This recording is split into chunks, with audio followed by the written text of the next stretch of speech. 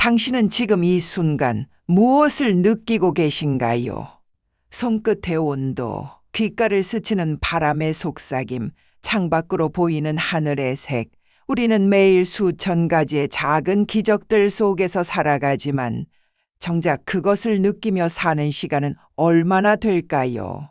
저는 요즘 이런 질문을 자주 합니다.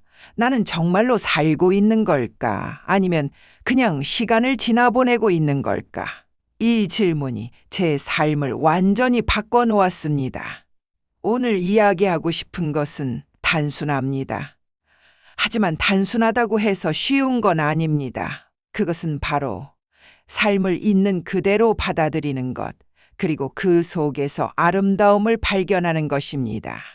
저는 이것을 배우는데 평생이 걸렸습니다. 그리고 아직도 배우고 있습니다. 1부, 아침의 의식이 00-800. 제 하루는 특별한 의식으로 시작됩니다. 하지만 거창한 것은 아닙니다. 여름 아침이면 저는 침대에 그대로 누워서 다리를 쭉 펼칩니다.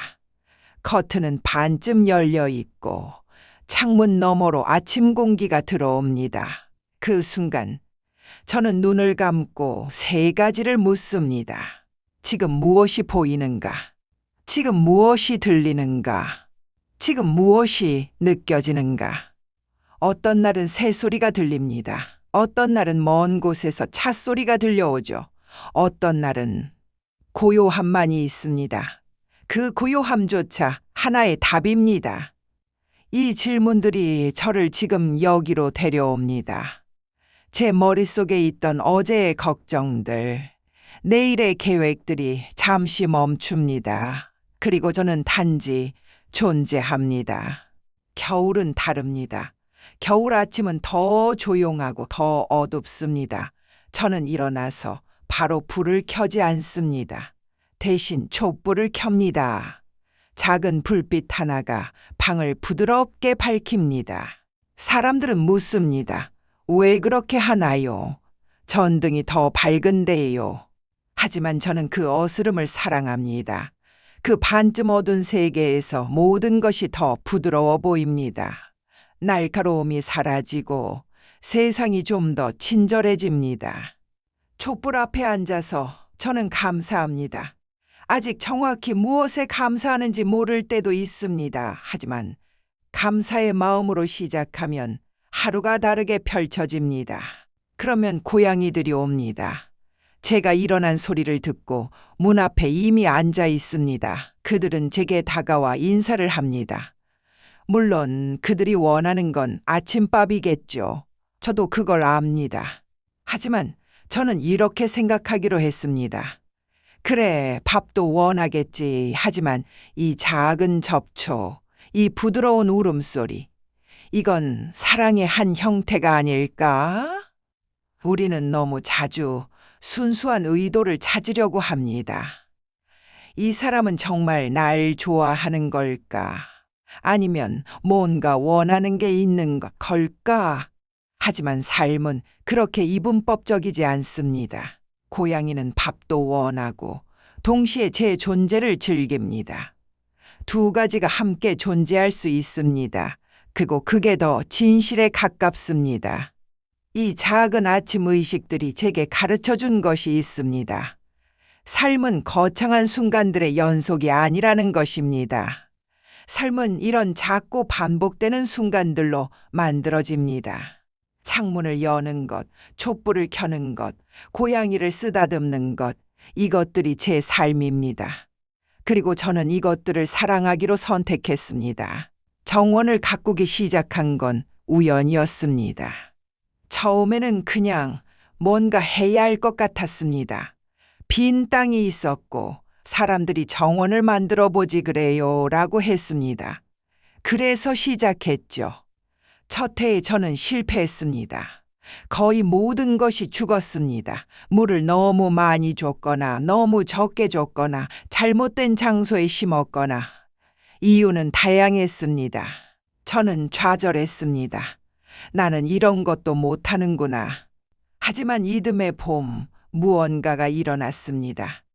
제가 죽었다고 생각한 식물들 중 몇몇이 다시 돋아난 겁니다. 어떻게든 겨울을 견뎌낸 그들이 새 잎을 틀고 있었습니다. 그때 저는 깨달았습니다. 자연은 제 실수를 용서한다는 것을, 아니, 용서라는 개념조차 필요 없다는 것을, 자연은 그냥 계속된다는 것을. 지금 제 정원은 완벽하지 않습니다. 어떤 곳은 무성하고 어떤 곳은 텅 비어 있습니다. 잡초가 자라고 계획했던 것들이 실패하고 예상치 못한 것들이 자랍니다. 그리고 그게 아름답습니다. 가을이 오면 사람들은 시든 꽃을 보며 안타까워합니다. 예쁜 꽃들이 다 지고 말았네요. 하지만 저는 이제 다르게 봅니다. 시든 장미를 보세요. 꽃잎이 떨어지고 난 후 그 중심에 열매가 맺힙니다. 장미 열매, 작고 붉고 단단한 열매. 그것이 겨울을 견디고 새들에게 먹이가 되고 봄에는 새로운 생명이 됩니다. 꽃이 피었을 때만 아름다운 게 아닙니다. 시들 때도, 열매를 맺을 때도, 씨앗이 될 때도 모든 단계가 그 자체로 완벽합니다. 어떤 꽃봉오리는 끝까지 열리지 않습니다. 그대로 마르고 갈색이 됩니다. 이전에 저라면 이걸 실패라고 생각했을 겁니다. 제대로 피우지도 못했네. 하지만 이제는 압니다. 그것도 그 꽃의 이야기라는 것을.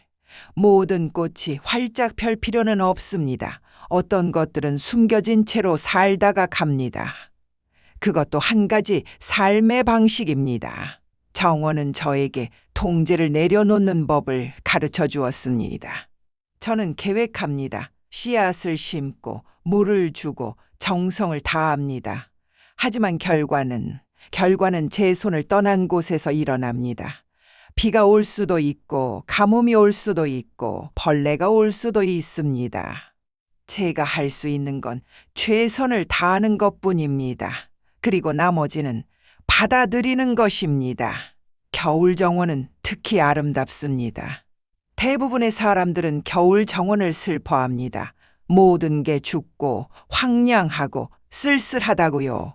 하지만 저는 그 고요함 속에서 다른 것을 봅니다. 마른 줄기들이 바람에 흔들립니다. 서리가 잎사귀 가장자리에 맺힙니다. 모든 것이 갈색과 회색이지만 그 색들이 수없이 다양합니다. 따뜻한 갈색, 차가운 회색, 은빛이 도는 갈색, 보라빛이 감도는 회색. 겨울 정원은 본질로 돌아갑니다. 장식이 모두 벗겨지고 구조만 남습니다. 그 구조가 얼마나 아름다운지 이제야 볼 수 있습니다. 그리고 알고 있습니다. 이 고요함 아래에서 무언가가 일어나고 있다는 것을. 뿌리는 자라고 씨앗은 기다리고 생명은 준비하고 있습니다. 봄이 올 겁니다. 항상 그래왔듯이. 정원을 통해 저는 시간을 배웁니다. 자연의 시간은 우리의 시간과 다릅니다. 자연은 서두르지 않습니다. 조급해하지 않습니다. 씨앗은 심어진 그 순간 싹을 틔우지 않습니다. 때가 올 때까지 기다립니다. 적당한 온도, 적당한 습도, 적당한 빛, 모든 조건이 맞을 때 그때 움직입니다. 우리도 그렇게 살 수 있지 않을까요? 모든 것에는 때가 있습니다. 성장할 때, 피어날 때, 열매 맺을 때, 그리고 내려놓을 때. 우리는 항상 봄이 되려고 합니다. 항상 피어나려 하고, 항상 성장하려 하고, 항상 더 많이, 더 빨리, 더 높이. 하지만 자연은 그렇게 작동하지 않습니다. 자연은 순환합니다. 오르막이 있으면 내리막이 있고, 성장이 있으면 쉼이 있고, 시작이 있으면 끝이 있습니다. 그리고 그 모든 것이 필요합니다. 나무는 여름 내내 잎을 키웁니다. 광합성을 하고 에너지를 만들고 자랍니다. 하지만 가을이 오면 그 잎들을 모두 떨어뜨립니다. 낭비처럼 보이지 않나요? 그렇게 공들여 만든 잎들을 다 버리다니. 하지만 나무는 압니다. 겨울에 잎을 붙들고 있으면 더 큰 에너지가 필요하다는 것을, 눈의 무게를 견뎌야 하고 얼어붙는 추위에 대비해야 한다는 것을. 그래서 나무는 내려놓습니다. 그리고 그 내려놓음이 나무를 살립니다. 저도 이제 배우고 있습니다. 내려놓는 것이 포기가 아니라는 것을, 오히려 살아남기 위한 지혜라는 것을. 제 손을 보세요. 주름이 있습니다. 점들이 있습니다. 혈관이 도드라집니다. 예전만큼 매끄럽지 않습니다. 어떤 날은 거울을 보다가 놀랍니다. 언제 이렇게 늙었지? 하지만 곧 이렇게 생각을 바꿉니다. 아니지, 언제 이렇게 살았지? 이 주름 하나하나가 이야기입니다. 눈가의 잔주름은 웃음에서 왔습니다. 수천 번 웃었습니다. 기쁨으로, 재미로, 때로는 슬픔을 견디기 위해. 그 모든 웃음이 제 얼굴에 새겨졌습니다. 이마의 주름은 걱정에서 왔을 수도 있습니다. 혹은 집중해서 오랜 시간 생각하고 고민하고 문제를 풀려고 애쓴 흔적들. 손의 주름은 수많은 것들을 만지고 잡고 놓아준 증거입니다. 우리 사회는 노화를 두려워하도록 가르칩니다. 텔레비전을 켜면 주름을 없애는 크림, 나이를 거꾸로 돌리는 시술, 젊어 보이는 비법 끝없이 쏟아집니다. 그 메시지는 명확합니다. 늙는 것은 나쁜 것이다. 싸워야 한다. 막아야 한다. 하지만 저는 묻고 싶습니다. 왜요? 노화는 특권입니다. 살아남았다는 증거입니다. 시간을 경험했다는 증거입니다. 모든 사람이 이 특권을 누리는 건 아닙니다. 어떤 이들은 젊은 나이에 떠납니다. 그들은 주름을 가질 기회조차 없었습니다. 그래서 제 주름은 감사의 표시입니다. 정원의 마른 꽃을 기억하시나요? 사람들은 시든 꽃을 보고 슬퍼합니다. 하지만 저는 그 안에서 다른 아름다움을 봅니다. 꽃이 활짝 피었을 때의 화려함도 아름답습니다. 하지만 그 화려함은 짧습니다. 그리고 어떤 면에서 단순합니다. 시든 꽃은 복잡합니다. 색이 변하고 형태가 뒤틀리고 질감이 달라집니다. 그 과정에서 새로운 패턴이 드러납니다. 이전에는 보이지 않던 구조가 나타납니다. 그리고 그 복잡함이, 그 뒤틀림이, 그 변화가 아름답습니다. 사람도 마찬가지입니다. 젊음의 아름다움은 명확합니다. 매끄러운 피부, 탄탄한 몸, 빛나는 눈, 누나 그 아름다움을 알아봅니다. 하지만 나이든 얼굴의 아름다움은 더 미묘합니다. 그것을 보려면 더 깊이 봐야 합니다. 나이든 얼굴에는 역사가 있습니다. 살아온 이야기가 새겨져 있습니다. 그 삶이 어떻게 웃었는지, 무엇을 걱정했는지, 어떤 슬픔을 견뎠는지.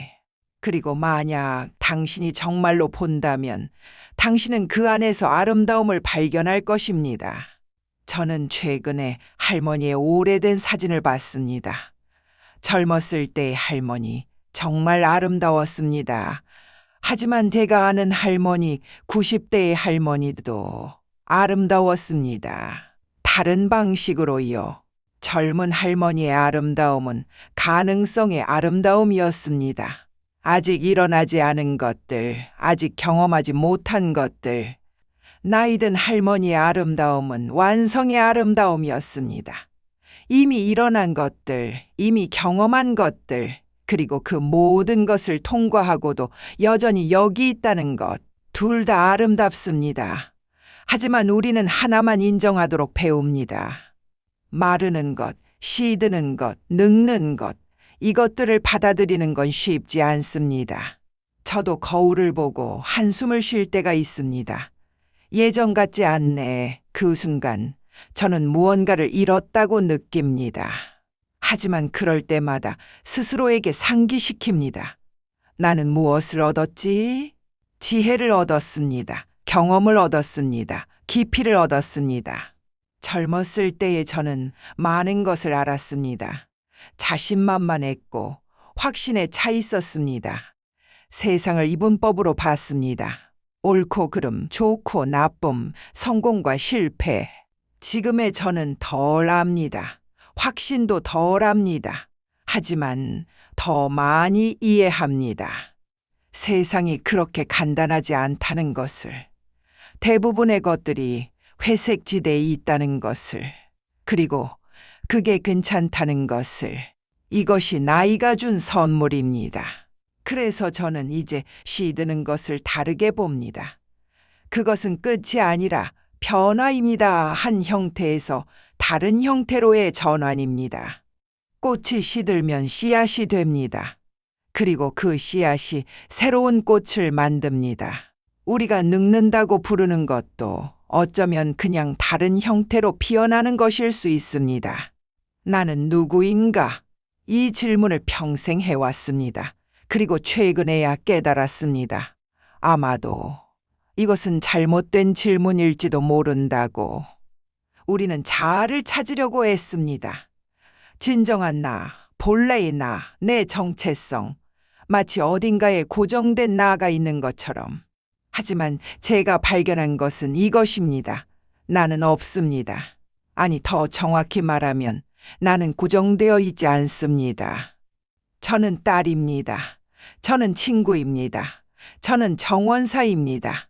저는 아침에 촛불을 켜는 사람입니다. 저는 고양이를 키우는 사람입니다. 이 중 어느 것이 진짜 나인가요? 전부입니다. 그리고 동시에 아무것도 아닙니다. 나는 이 모든 순간들의 집합입니다. 끊임없이 변하고 흘러가고 재형성됩니다. 그것을 받아들이면 자유로워집니다. 예전에는 나는 이런 사람이야 라고 정의하려 했습니다. 그리고 그 정의에 맞지 않는 행동을 하면 혼란스러웠습니다.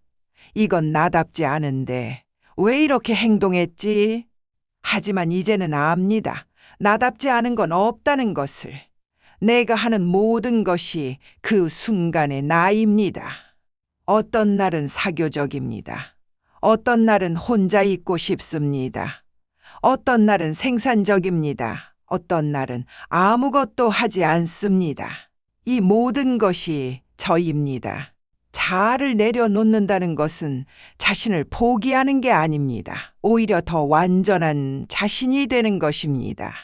고정된 정의에서 벗어나면 당신은 가능성으로 열립니다. 나는 예술적이지 않아 라고 말하면 당신은 예술을 시도하지 않습니다. 하지만 나는 예술적이지 않다고 생각했어 라고 말하면 시도해 볼 수 있습니다. 차이가 보이시나요? 하나는 문을 닫고 다른 하나는 문을 엽니다. 자아에 대한 집착은 또한 비교를 낳습니다. 나는 이 정도는 되어야 해. 이 나이에 이 정도는 이뤄야 정상이야. 다른 사람들은 다 하는데 왜 나만? 이런 생각들이 우리를 괴롭힙니다. 그리고 그 모든 생각의 중심에는 나가 있습니다. 고정되고 평가되고 비교되는 나. 하지만 만약 나가 없다면, 만약 나가 단지 흘러가는 과정이라면, 그러면 비교도 의미가 없어집니다. 강물과 강물을 비교할 수 있나요? 이 강은 저 강보다 덜 강물답다고 말할 수 있나요? 각각의 강은 그저 흐릅니다. 자신의 길을 따라 자신의 속도로. 사람도 마찬가지입니다. 자아를 내려놓는 것은 책임을 내려놓는 게 아닙니다. 오히려 더 큰 책임을 받아들이는 것입니다. 나는 이런 사람이니까 어쩔 수 없어라고 말할 수 없습니다. 고정된 자아가 없으니까요. 대신 이렇게 말해야 합니다. 지금 이 순간 나는 선택한다. 그리고 그 선택이 나를 만듭니다. 최근에 저는 스스로에게 물었습니다. 어떻게 내려놓을 수 있을까? 답은 단순했지만 쉽지 않았습니다. 대면하는 것입니다. 두려움을 대면하고, 불안을 대면하고, 불완전함을 대면하는 것입니다. 싸우지 않고 도망치지 않고 그냥 함께 있는 것입니다.